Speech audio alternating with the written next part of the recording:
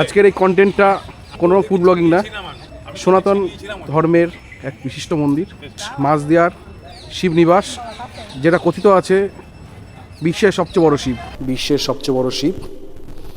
দর্শনে এসেছি, ওনার কি মাহাত্ম্য আছে সেটা জানবো আজ এখানকার মানুষের সাথে। আজকে আমরা পেয়ে গেছি এই শিবনিবাসের দেখভাল করেন এই দাদাভাই। নমস্কার। হ্যাঁ নমস্কার। আপনার নাম? আমার নাম নীলাদ্রি ভট্টাচার্য। আচ্ছা দাদা, এই মন্দিরের সম্বন্ধে যদি কিছু বলে একটু বলা হয়। এই মন্দিরটা শিবনিবাস নাম কৃষ্ণগঞ্জ থানার অন্তর্গত চূর্ণী নদীর ধারে এই গ্রামটা শিবনিবাস গ্রাম। এখানে রাজা কৃষ্ণচন্দ্র আজ থেকে 257-58 বছর আগে এই মন্দিরটা প্রতিষ্ঠা করেছিলেন। দুটো শিব মন্দির, ওদিকে রাম সীতা মন্দির উনি প্রতিষ্ঠা করেছিলেন। এই শিব মন্দির হচ্ছে এশিয়ার দ্বিতীয় বৃহত্তম শিব মন্দির এবং কোষ্ঠী পাথর এবং জাগ্রত যথেষ্ট, উনি খুব সাউন্ড দেন। আর ওদিকে রাম সীতাও প্রতিষ্ঠিত কোষ্ঠী পাথর এবং সীতা অষ্টধাতুর। এবং এখানে গ্রামটা চারিদিক দিয়ে যেখানেই যান না কারণ নদী, মানে এটা একটা আইল্যান্ড টাইপের। রাজা কৃষ্ণচন্দ্র সেই সময় প্রতিষ্ঠা করেছিলেন, তখন বর্গীদের একটা হাঙ্গামা হতো। তা বর্গীদের উপাসক দেবতা ছিলেন শিব, তাই বর্গীরা যেখানে শিব থাকে অ্যাকচুয়ালি সেখানে কখনো অ্যাটাক করেন না, ইতিহাসে সেটাই পাওয়া যায়। তো সেই আঙ্গিকেই আমরা জেনেছি যে এটা রাজা কৃষ্ণচন্দ্র তার কারণে সেই সময় প্রতিষ্ঠা করেন এবং সেই সময় বিভিন্ন যজ্ঞের মাধ্যমে মন্দির প্রতিষ্ঠিত হয়।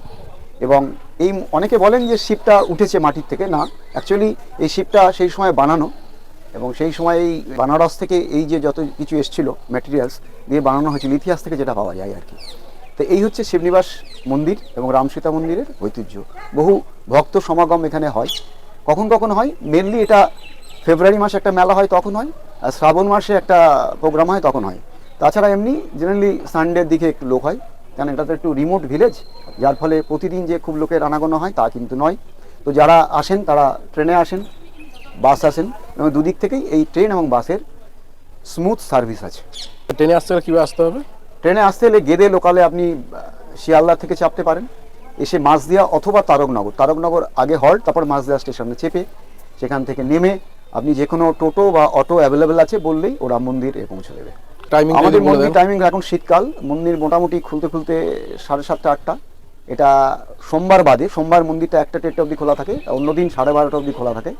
বিকেলে আবার 3:30 খোলা হয় শীতকালে, আর গরমকালে 4টেই খোলা হয়। আবার 6:30 শীতকালে বন্ধ হয়, গরমকালে 7টায় বন্ধ হয়ে যায়। আচ্ছা, এখানে যদি কেউ প্রসাদ গ্রহণ করতে চান তার কি কোনো ব্যবস্থা আছে? প্রসাদ গ্রহণ করবার জন্যে যিনি মেন এটাকে দেখছেন 60 বছর ধরে, আমরা বংশ পরম্পরায় এটাকে দেখছি 125 বছর, কিন্তু এখন মেনলি যিনি আছেন আমার কাকা আছে স্বপন ভট্টাচার্য, ওখানে নাম্বার আছে রামসীতা মন্দিরে, নাম্বারে 2 দিন আগে নক করতে হবে আপনারা কতজন আসছেন, সেই মতো এখানে প্রসাদ অ্যারেঞ্জমেন্ট হয়, কারণ এটা তো রিমোট ভিলেজ, রেগুলার এভাবে প্রসাদ হয় না।